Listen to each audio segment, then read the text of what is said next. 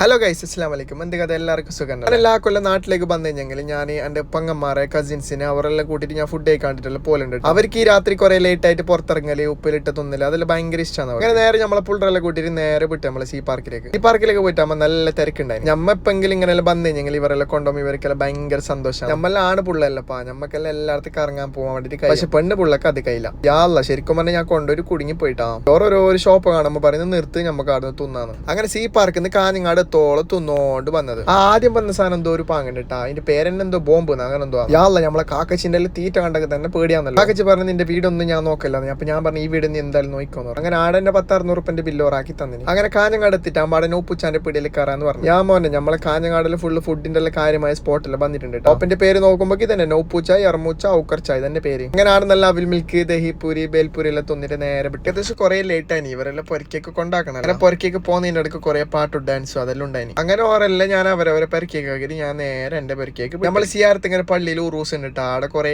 ആൾക്കാരും കുറെ തിരക്കും എല്ലായിട്ട് പ്രാന്തായി റോട്ടിൽ കുറെ സമയം. അങ്ങനെ ഞാൻ നേരെ എന്റെ പെരക്കേക്ക് എത്തി. അപ്പൊ ഇൻഷാല്ലാ അടുത്ത വീഡിയോ ആയിട്ട് കാണാം.